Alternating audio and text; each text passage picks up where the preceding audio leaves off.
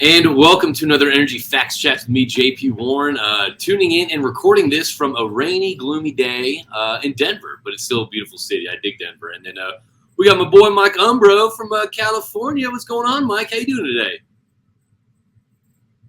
What's happening? It's gray. It's a little gloomy here, but it'll burn off. So San Diego is doing all right. We want to thank everyone out How there. Are you doing? I'm doing well. I'm doing well. We had a crew club event last night, packed house, about 18, 19 people there. Great conversation, just good people, good community. So I want to thank everyone out there for listening to Energy Facts Chats. And we're now, you can find us. I know a majority of y'all listen to us on YouTube, but now you can actually take us with you wherever you go. Take us in the car, the gym, you're doing yard work, whatever. We can find us wherever you consume your podcast. Now we're on Apple Podcasts, and I want to give a shout out to those two viewers who gave us a 1-star review. We appreciate that. That means you're listening, and that means you're taking the time to give us feedback, which is what we asked for. So thank you for that.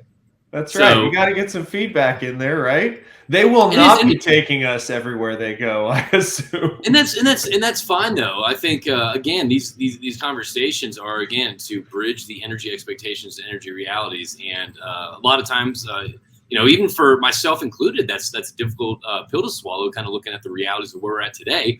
But again, these are conversations that should be having today, so we're not tripping over these things in the short term in the future, which is kind of what we're seeing. So again, thank you. And if you dig it, leave a review, 1-star, bring it. I don't care. I love it.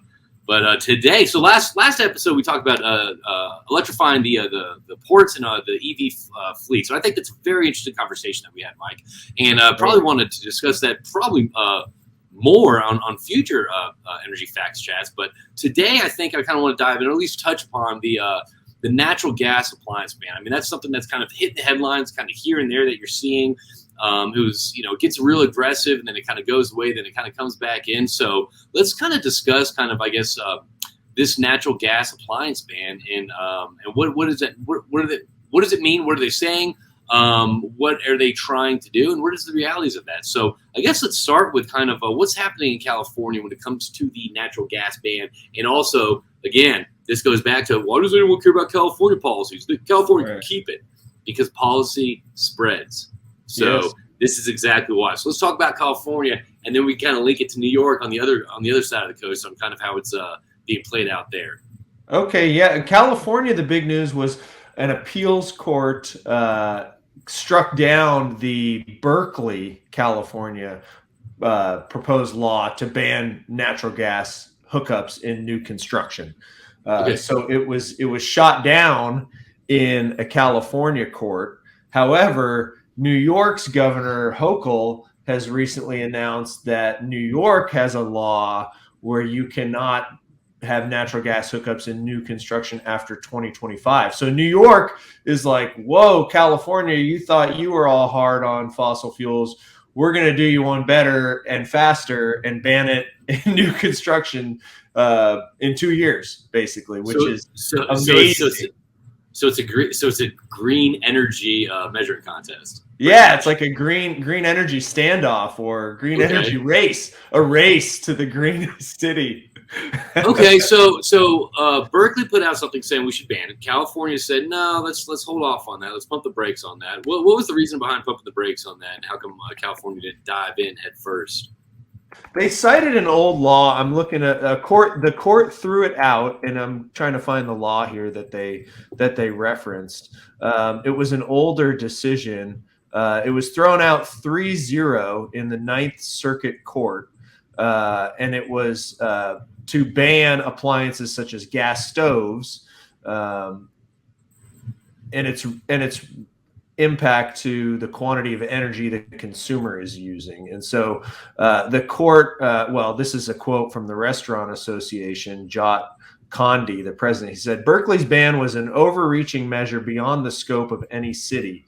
Cities and states are not equipped to regulate the energy use or energy efficiency of appliances that businesses and homeowners have chosen. Energy policy and conservation is an issue with national scope and national security implications. So that's what the proponents in the restaurant industry are saying. But New York saw that and decided, no, that's good. We're going to bar natural gas hookups within a few years. And so let me ask you a question. You've got competing forces pushing, on both sides of the country here. Yeah. So on one side you have politicians pushing for this. On the other side, you have the businesses, whether it's national restaurant chains or whether it's small family-owned businesses pushing against that. So there's this rift or gap between what politicians want and what business owners want. Yeah, and the California decision basically said, the city's trying to bypass federal regulations on energy. And maybe that's where we see, we've also heard lately the Biden administration wants to look at your efficiency of all your appliances and increase the standards for your dishwashers, your washer dryers, all of your home appliances, and push those towards electric appliances. Well, and I think there has to, the state of California at least said, hey, you're bypassing federal regulations. So now maybe we're seeing this move the federal administration towards saying, hey, we better start getting in line with what California and New York is trying to do. So I think that's how you see it kind of fold together on a policy front. You definitely see the policies kind of start holding hands and kind of emulating each other. So let me ask you a question. Okay, so if you ban natural gas appliances, that means everything needs to go to an electric appliance, an electric stove, and all that stuff, right? Is that correct? Okay. Right. Does that reduce the dependency on natural gas for the consumer? Well, it's interesting because I was looking up, well, how much natural gas does New York consume as a state in their electricity generation, kind of like what we were looking at on the electricity maps or the different independent system operators. I'm going to pause you because real quick, that Energy Maps app that Mike's talking about, that is a wonderful, wonderful app that anyone can download, and you can see the mix of anywhere in the world on how the electricity is being generated there. So I love going to California, looking at Texas, looking at New York. I'll go over to Germany, and you can see the breakdown of, is it coal, gas, solar, and it's such a cool app. So anyway, I apologize for interrupting. Go on. No problem. So when you look at the EIA, the U.S. Energy Information Administration, at their website, you see natural gas, nuclear, and hydroelectric provide 90% of or more of New York's net electricity generation by source. Okay. And natural gas is the largest provider, providing more than 46% of their power.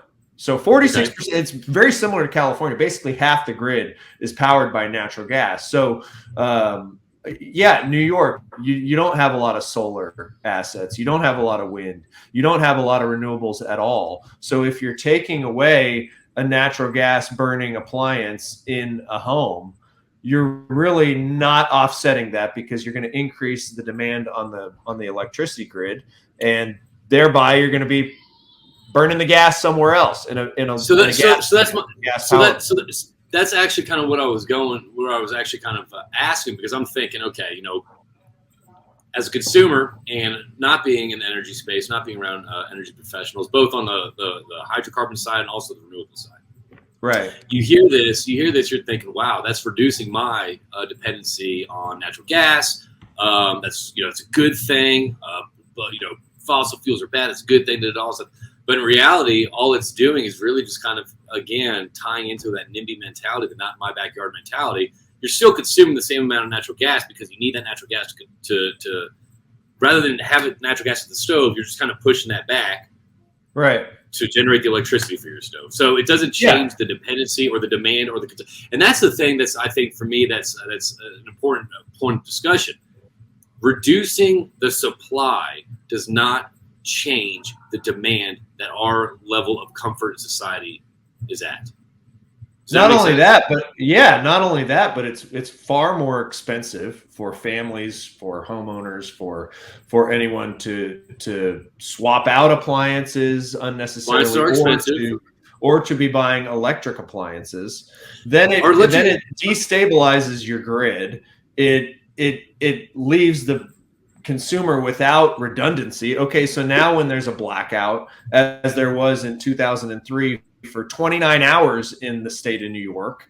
So say New York has a blackout and it's cold outside. Now I can't have a gas furnace heating my home in a state that gets very cold. I can't have the ability to boil water if I'm trying to make some food for my family during a blackout for 29 hours. It's an emergency situation that exacerbates the emergency. You know, if you're in that emergency situation and now you don't have the redundancy of natural gas appliances or hookups to your home, you're just left with a grid, and the grid.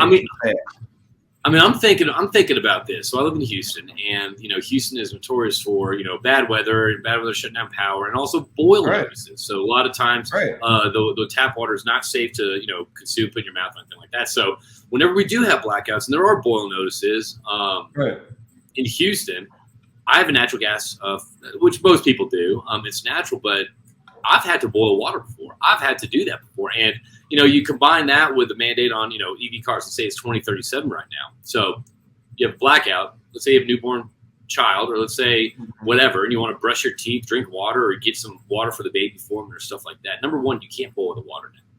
Right. Your cars can't charge your car at night.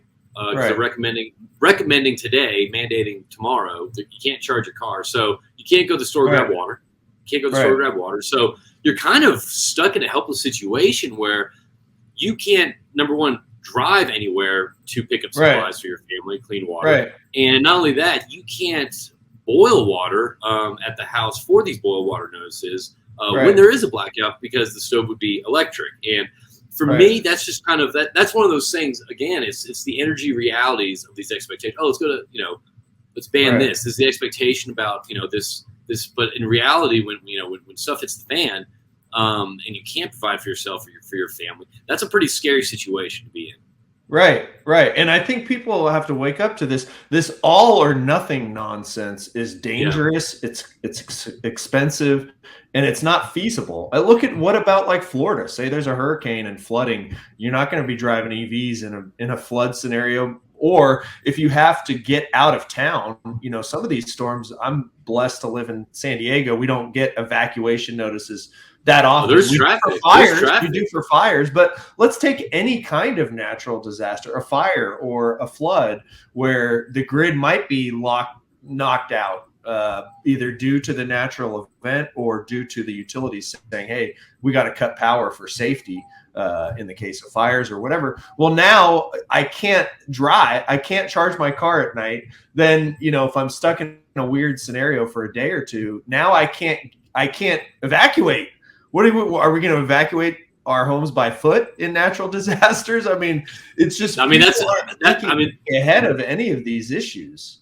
That's a good point. I'm thinking about the realities. I remember Houston had a couple serious hurricanes kind of come in. There was these mass evacuations on us. These cars were on the road for 20 hours, 24 hours, 36 hours, a long time, multiple hours. And I'm thinking about that. Gas stations were out, blah blah blah stuff. But the number of gas stations versus EV charging and all that stuff, plus combined with the time it takes to charge an EV. That's a huge bottleneck. That's a pretty. You take a lot of people in a situation like that. When you have a storm bearing down on them, and then you have a limited supply of energy. You've seen fights at gas stations. You've seen brawls occur and all that stuff. So that's also a scary reality that people are going to be exposed to. Right, sure. Or could be exposed to. Long term, if you buy into this mantra that, we're just not going to use fossil fuels, well, then if you start taking away refining capacity, local supplies, now when people go to refuel their backup generators for these events, now you're on all these electric appliances, and the backup systems that you're trying to deploy are scarce of fuel or costly, and lost. In a lot of this, in New York's case anyway, they're sitting right on top of and next door to some of the greatest shale gas reserves in the world. And I think it's an opportunity for the Toby Rices of the world, the Nick DeUliases of the world to not only point out, hey, we got to unleash LNG and send it to Europe, but hey, this needs to stop. Like New York and Boston and New England need the natural gas for decades to come. Someone has to break up this politicization of energy. Energy. And that's unfortunate. Okay, so let's talk about this natural gas appliances. I kind of like hovering around these two themes in this because I think it's important. Yeah. I want to talk about the environmental implications of natural gas appliance bans. Okay, if there are any implications, and I also want to talk about what this means to the consumer, which we kind of talked about that, but we're talking about homes. I want to talk about businesses and companies that have opened up that rely on this. So let's kind of take a step back from the natural disaster, 1-2 times a year incidences that occur. And let's kind of broaden this out to kind of how will this affect the consumer, whether you're an owner of a restaurant, let's say, or you're a patron at the restaurant. So let's talk about first the environmental implications of this natural gas ban. Sure. I mean, what in terms of, are we saving the environment by banning the sale of appliances? I think the argument from those setting policy is that your gas stoves are giving you cancer and asthma, which there's no proof of. So they're claiming we're improving your indoor environment while getting off of natural gas hookups on buildings is going to decrease somehow, as you said, the demand for natural gas, although it's not, because the grid is fired by natural gas predominantly, or at least 50% of it. Right. So there is no environmental benefit that's easy to spot, at least from the surface level. I think also what's being lost is consumption and consumer behavior. We're telling people, instead of doing less dishes, instead of trying to change your lifestyle and your habits in your home to maybe do your dishes less frequently or conserve water and energy at your home, now we're telling someone to buy something different. We're saying, hey, just buy a different appliance. That's going to be better for the environment. And a lot of people, listening to Bloomberg talk about it on the radio when I was driving to Bakersfield this week, they were saying, well, the people, the savvy, wealthy Bloomberg reporters saying, well, I have 2 dishwashers in my home and I couldn't imagine living without them. And, I'm just thinking of these people living in New York in their skyrise, luxury apartments saying, oh, I've got 2 dishwashers. Like, so now we're just saying, well, all these wealthy people in New York just change to have 2 electric dishwashers, and somehow that's going to help the environment. And it's just, I think it's really screams of just how ridiculous we are in the United States, that there's, because you're not countries where they don't even have dishwashers, it's just like, so again, you're not changing the demand or the consumption. All you're doing is kind of, I guess, punting that a little bit down the road a little bit, but it's not changing any behaviors. No, and I think it just speaks to the fact that the policymakers don't understand that this is a consumption problem. This is an American lifestyle problem. We use a lot of energy. We need to be teaching people how to save energy. That sources of energy. Well, I mean, that goes in the argument is, do the politicians are they really concerned about, that's another conversation. We have to get political on this, but are they really concerned about what they're saying, or are they just trying to say something to keep people happy and to make some cash themselves? So, well, okay. I think I can answer that, though. The reason they're saying this is because the climate activists control their behavior when they get in office, and they will tell you that. When I go to Sacramento on the extreme left side, there's certain senators and assembly people that literally won't meet with a developer if there's anything related to fossil fuels in their project. And they'll tell you that. They'll say, I can't meet with you because I'm aligned with the net zero movement, the climate, the NIMBY movement, the movement that raises all my political campaign dollars, that puts me in office, will get pissed off if I don't take this super hardline stance. And I think that's really a reckless way to set policy, because I think that's a reckless way to set policy in any not just energy, but anything. Right. If you're not, there's no middle. Okay, we're at 19 minutes right now, going on 20. We try to keep these under 30 minutes to be digestible, if you will, for your short commute. So let's talk about the consumer side of things. How is this going to affect first off, I mean, you're talking about buying appliances and all that stuff. But it's not like the economy's blowing and going where families have, 15 grand to purchase a new fridge, dishwasher, and all that stuff. So that's also, combine that with inflation. It's not the time to ask for a raise. Right. So let's talk about the consumer side of things. How will this affect, I guess, the consumers? Well, a lot of times you've got to spend more money to go electric on your appliances. And I don't have specific, I'm not in the market, I'm not shopping. Right. I think the only way to know is at the time you got to be a smart consumer and shop all this around. But a lot of times you take an induction oven. Okay, now you're not only having to switch to an electric oven, you got to get all new pots and pans that work with that kind of a technology. It's not quite as simple as a gas stove where you can just get, any kind of pot and pan and just throw it on there. So you're spending money to transition to different appliances. And then, as you say, the electricity rates and utilities, we're just moving the purchase of power or source of energy to the utility side on electricity instead of the natural gas hookup. And so now you got to look at what a kilowatt hour is versus a British thermal unit, a therm in your natural gas bill, and make that comparison. And that gets pretty complicated very quickly for your average consumer to, not only shop the appliances, but then look at the rate differences. Okay, what about if I'm taking my family out to eat at a restaurant and the restaurant has to switch to all electric and all that fun stuff? Oh, undoubtedly. When you read about the restaurant association, they're saying, hey, are you look at California, your utility rates were skyrocketing December, January. You had restaurants with $10,000 electric bills and natural gas bills. And so electricity rates are jumping 15, 20%. PG&E, I'm seeing industrial rates are set to jump 46% by the end of the year here in California. So your utility rates are going nowhere but up. And we're being told, you're just going to buy more kilowatt hours instead of fossil fuels. And by the way, those kilowatt hours are still powered by fossil fuels to the tune of 50%.